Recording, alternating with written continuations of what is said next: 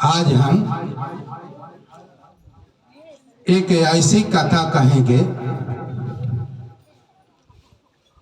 कि गरुड़ जी को भ्रम हो गया था। गरुड़ जी को भ्रम हो गया था, उस कथा को कहेंगे।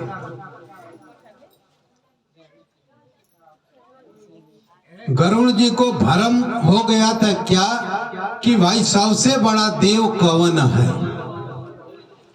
इस दुनिया में, इस संसार में, इस ब्रह्मांड में सबसे बड़ा देव कौन है। गरुड़ जी को भ्रम हो गया था। अब कब भ्रम हुआ था, कैसे भ्रम हुआ था, अब उस कथा को मैं कहता हूं।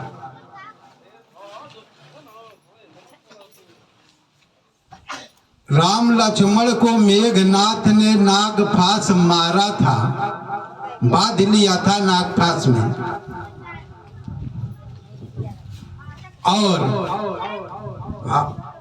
और नाग जो है राम लक्ष्मण को खून चूस रहे थे, तो सारी सेना चिंतित हो गई कि अब कौन युद्ध लड़ेगा। जो हमारे प्रधान सेनापति है वही बधे हुए हैं, जो हमारे मुखिया है, जो हमारे लड़ाई का संचालन करता थे वही बध गए हैं। अब कैसे हम लोग लड़ाई लड़ेंगे, सब चिंतित थे। हनुमान जी ने सोचा कि भाई नागपाश को काटने वाला एक दुनिया में एक ही है, जो गरुड़ जी है। गरुड़ जी के अतिरिक्त कोई नागपाश को काट ही नहीं सकता। तब हनुमान जी तुरंत गरुड़ के पास गए, गरुड़ से विनती किए कि प्रभु श्री राम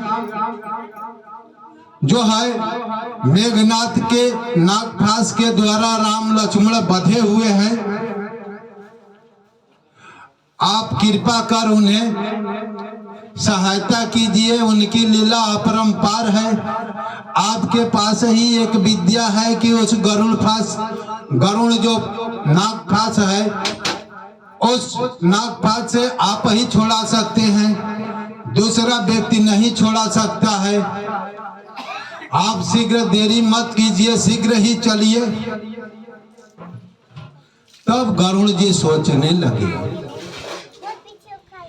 कि भैया जो भगवान है वो कैसे बच गया, शंका होगी ना। जो सृष्टि का मालिक है वही अवतार धारण किया हुआ है राम, और नागपाश में बध गया। गरुड़ जी संकुचित हो रहे हैं, लेकिन हनुमान जी के विनती पर वो चले कि भाई चलो, जिसका मैं राम क्या है, विष्णु का अवतार है, और गरुड़ जी क्या है, विष्णु का वाहक है, उनकी सवारी है। अब वो सोचते हैं कि भाई हम विष्णु का वाहक है, जो सारी दुनिया में यही एक श्रेष्ठ महान पुरुष है, और उस महान पुरुष को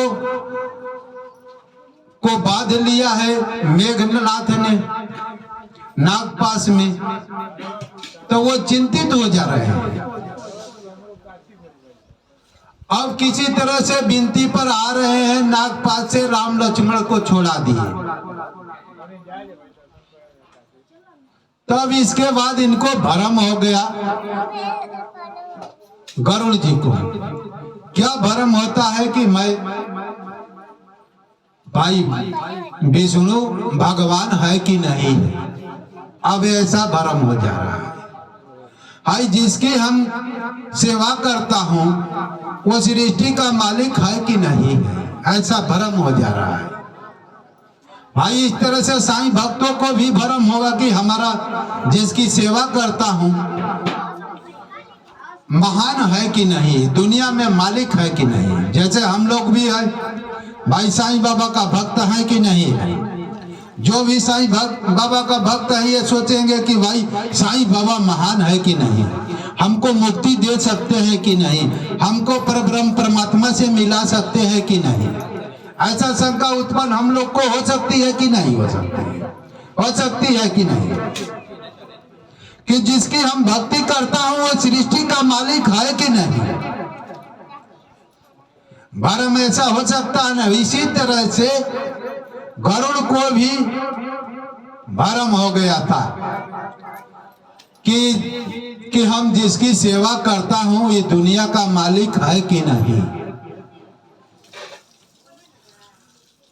जो सद्गुरु भक्ति करता है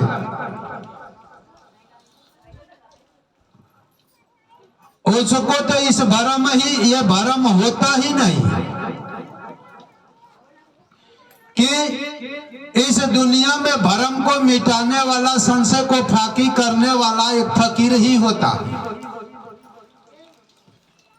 फकीर ने ही वेद शास्त्र उपनिषद गीता रामायण ये जितने भी हमारे धार्मिक ग्रंथ हैं ये सब ग्रंथ उपनिषद ये सब फकीर ही लिखा है। फकीर का मतलब है कि इस दुनिया से कोई मतलब नहीं है, कोई मतलब का नहीं। फकीर मतलब ये है कि इस दुनिया में उसको कुछ चाहत नहीं है, उसको फकीर कहते हैं। जिसके भीतर कोई वासना घुसी नहीं है उसको फकीर कहते हैं। कोई परमात्मा के अतिरिक्त उसका कोई संसार में चाहत नहीं, उसे फकीर कहते हैं। ऐसा नहीं कि भाई हम फकीर उसको कहते हैं कि भाई जो कुछ आ रहा है जय जय हो रहा है। हाँ, ऐसे भी भक्त हैं, ऐसे भी संत हैं, ऐसे भी फकीर है कि जो भी आ रहा है जय जय हो रहा है कि भले आ गया। लेकिन साईं बाबा ऐसे फकीर थे कि कोई उस समय सोफा सेट देता था तो उसे कबूल कर लेते थे, लेकिन एक दिन उस पर बैठते नहीं थे। ऐसा दुनिया में कोई फकीर ही मैंने नहीं देखा। कोई कीमती वस्तु लिया कर सोना चांदी दे देता था, कबूल कर लेते थे, उसको छूते भी नहीं थे। ऐसा श्रेष्ठ फकीर, ऐसा श्रेष्ठ संत कोई बिरला ही होगा। आजकल का संत है कि साईं बाबा की है तो बहुत से भक्त जा रहे हैं, सारा पैसा साईं बाबा पर गिरता होगा। ऐसा उनका हम कोई कमेंट करूं कि भक्त वहां जाए ना, साईं बाबा भगवान नहीं है, साईं बाबा भूत प्रेत है, ऐसे भी है। जगत गुरु कहलाने वाले व्यक्ति ऐसे कहते हैं, समझ लीजिए। उनको क्या है, धन से मतलब है। हमारे यहाँ आए हमको दे, साईं बाबा के यहाँ क्या देते हैं, इतना तक कह देते हैं साईं बाबा को तो पैसे की जरूरत नहीं है। देखिए उनकी दृष्टि पैसे पर है, दृष्टि पैसे पर है।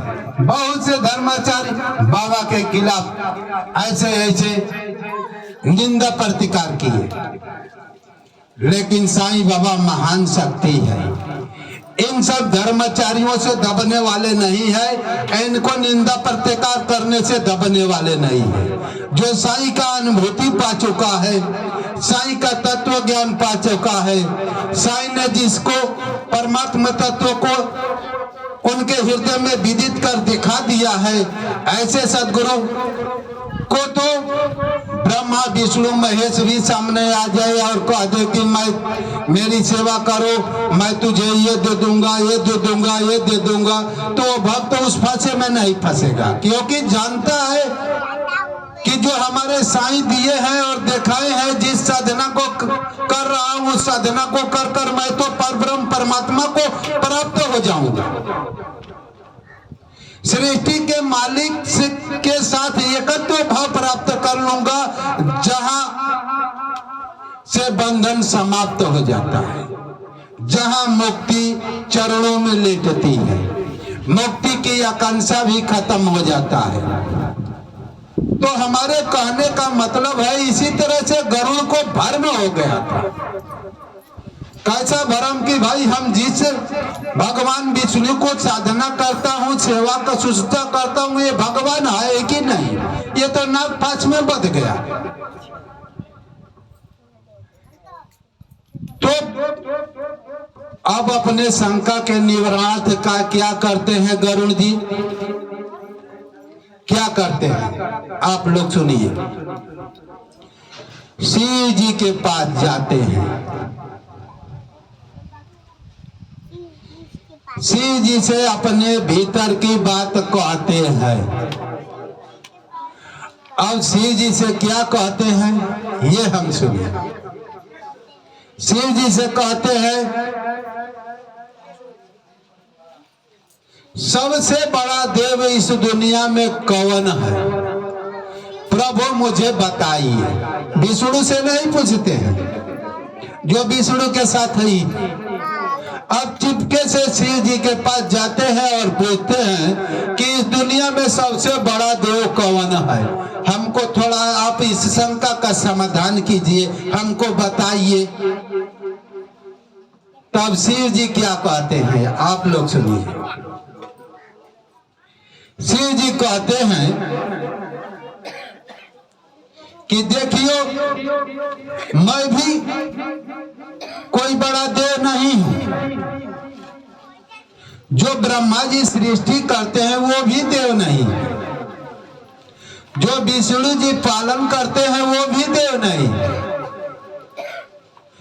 कौन देव है उसको मैं बताता हूँ। सबसे बड़ा देव कौन है उसको मैं बताता हूँ। शिव जी कह रहे हैं गरुड़ जी से,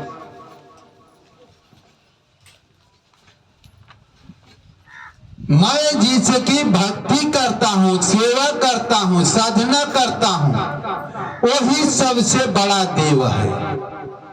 अब आप लोग सोचेंगे कि भाई शिव जी तो लोग कहते हैं शिव जी को सबसे बड़ा देव कहते हैं कि नहीं कहते? और शिव जी क्या कहते हैं कि मैं भी कोई बड़ा देव नहीं, मैं जिसकी साधना करता हूँ वही सबसे बड़ा देव है। शिव जी को आदमी महादेव कहते हैं ना, देवों में देव महादेव कहते हैं कि नहीं कहते हैं? मैं लोग शिव चर्चा गाती है तो कहती है ना कि देवों में देव महादेव, ऐसा कहती है कि नहीं कहती? लेकिन शिव जी गरुड़ जी को क्या कह रहे हैं? कह रहे हैं कि मैं भी कोई बड़ा देव नहीं हूँ। ब्रह्मा जी सृष्टि करते हैं वो भी कोई देव नहीं है, विष्णु पालन करते हैं वो भी कोई बड़ा देव नहीं है। देव कौन है मैं उसे आपको बताता हूं।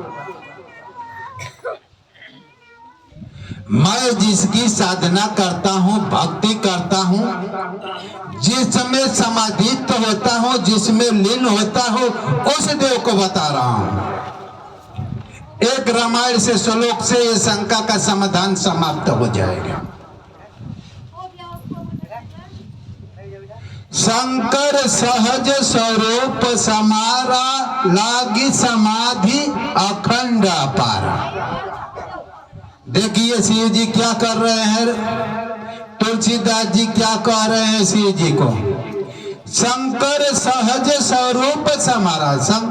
शंकर जी को तो हम शिव जी कहते हैं कि नहीं कहते? शंकर सहज स्वरूप समारा। सहज स्वरूप का मतलब आत्मा, वही सहज है और स्वरूप है। हमारा स्वरूप, आपका स्वरूप कौन है? आपकी आत्मा। ये जो दिखाई दे रहा है स्वरूप, ये आपका स्वरूप नहीं है, इसको तो मिट्टी में दफनाना है। इसको तो जिस स्वरूप को आप लोग माई लोग, चले भाई लोग देख रहे हैं, ये आपका स्वरूप नहीं है। इसको तो दफनाना है या फूंक देना है या ताप देना है या गंगा जी में फेंक देना है। ये आपका स्वरूप होगा तो आप फूकती या तापती और गंगा जी में फेंक देती, ऐसा हो सकता है? ये आप है ही नहीं। इसी तरह से शंकर जी कह रहे हैं कि शंकर सहज स्वरूप समारा, लागी समाधि अखंड अपारा। शंकर जी सहज माने आत्मा, स्वरूप माने वही हमारा स्वरूप जो आत्मा है। समाधि माने उसमें हम समाधित, हमारी सूरत जो है आत्मा में समाधित हो गई, उसे समाधि कहते हैं। ऐसा नहीं कि आत्मा दिखाई ही नहीं देती है, हम समाधि लगा लिए, हम भीतर प्रवेश कर ही नहीं पा रहे हैं आत्मा में, हम समाधि लगा लिए। आंख बंद करने से तो समाधि लग ही नहीं सकती। समाधि हमारा मन संसार से हटकर अंतर्मुख होकर आत्मा में केंद्रित होता है। आत्मा की दिव्यता को सद्गुरु दिखा देता है कि देखो तुम, यही तुम्हारा स्वरूप है, अब वही मेरा स्वरूप है और उसी स्वरूप में पहुंचना है। जो तेरा स्वरूप है, साईं बाबा भी कहे कि जो तेरा स्वरूप है वही मेरा स्वरूप है, बशर्ते मैं अपने स्वरूप में स्थित हूं, इसलिए मैं भगवान कहा जाता हूं, परमात्मा कहा जाता हूं, सद्गुरु कहा जाता हूं। कोई शाश्वत स्वरूप कभी मिटता नहीं है, नष्ट नहीं होता है। प्रलय काल आ जाए फिर भी उसकी दाल गल नहीं सकती है। आपकी आत्मा को कोई अग्नि जला नहीं सकता है, कोई पानी गीला नहीं कर सकता है, कोई हवा बहाल नहीं, सुखा नहीं सकती। कोई ऐसी शक्ति है कि उसे मिटा नहीं सकती, वही तुम्हारा स्वरूप आत्मा। उसी को शिव जी कह रहे हैं, किसको? शंकर सहज स्वरूप समारा, लागी समाधि अखंड पारा। मैं अपने स्वरूप में मस्त रहता हूँ, वही मेरा स्वरूप है, वही मैं हूँ, वही परम देव है, वही परम देव है। कौन परम देव है? आपके भीतर बैठा हुआ, जो आपके मन बुद्धि इंद्रियों को चला रहा है और कह रहा है कि ये करो, ये करो, ये करो। उसी की सत्ता से, उसी की ऊर्जा से आप सब का मीटर चल रहा है, आपकी बुद्धि विवेक चल रहा है, आपका विचार बन रहा है। आप ही उसी के शक्ति से यहाँ पर आए हैं। कौन है? आत्मा। कौन है? आत्मा ही परम। शिव जी कहते हैं कि परम देव कौन है? सबके हृदय में जो बैठा हुआ है आत्मा रूपी से, वही परम देव है। उसका नाश नहीं होता, सृष्टि का नाश हो जाएगा, ब्रह्मा विष्णु महेश का नाश हो जाएगा, लेकिन उसका नाश नहीं होगा। पूरा संसार का नाश हो जाएगा, लेकिन उसका नाश नहीं होगा। पूरे ब्रह्मांड प्रलय में एक दिन डूब जाते हैं, उसको कभी डूबता नहीं है। पानी छू ही नहीं सकता तो डूबा कैसे सकता है? हवा छू ही नहीं सकती, पांच भौतिक तत्व आत्मा को छू ही नहीं सकता तो डूबा कैसे सकता है? अग्नि उसे छू ही नहीं सकती तो जला कैसे सकती है? ऐसा आपका स्वरूप है और सद्गुरु के विधान के द्वारा उस स्वरूप को साईं बाबा ने मुझे दिखाए। मैं भी वही साधना करता हूँ जो शिव जी कह रहे हैं कि शंकर सहज स्वरूप समारा, लगी समाधि अखंड पारा। तो मैं भी उसी साधना के अंतर्गत मैं भी साधना करता हूँ, मैं भी समाधि में जाता हूँ। कहने का तात्पर्य ये है कि सबसे परम देव परमात्मा आपके भीतर है।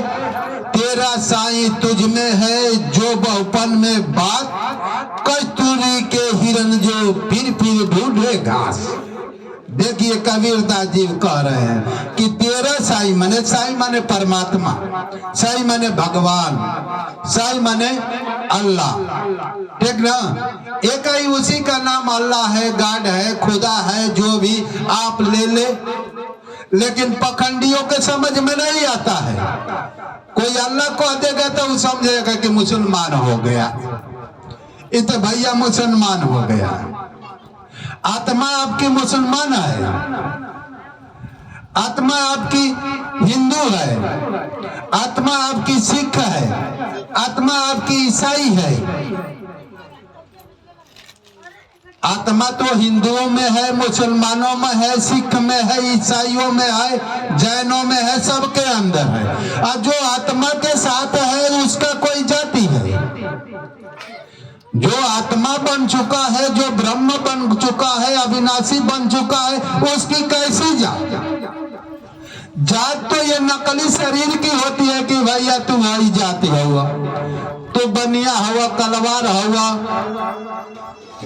बाबू साहब हुआ, पंडित जी हुआ, एक नकली चमड़िया का नाम है, लेकिन अब चमड़िया है ही नहीं, है आप लोग चमड़ी। एक किराए पर ये मकान है जिसमें आत्मा रहती है, एक दिन किराया रूपी मकान ढह जाएगी, आत्मा अपना दूसरी मकान तलाश करेगी, ठीक ना। और इसी में हम फंसे हुए हैं। तो कहने का मतलब है कि सदगुरु साईं ने जब आप इनकी भक्ति अनन्य भाव से करेंगे तो सदगुरु साईं आपको दिखा देंगे कि देखो तुम आत्मा हो, तुम ब्रह्म हो, तुम अविनाशी हो, तुम्हारा नाश नहीं हो सकता है, तुम दुनिया का मालिक हो। उस मालिक तक तुम्हें पहुंचा देंगे, जैसे शिव ने कहा कि तुम्हारे भीतर ही जो आत्मा है वही मालिक है। उस मालिक को पकड़ लो तो परम मालिक तक पहुंच गए। बोलिए सदगुरु साईनाथ महाराज की जय। सर से बड़ा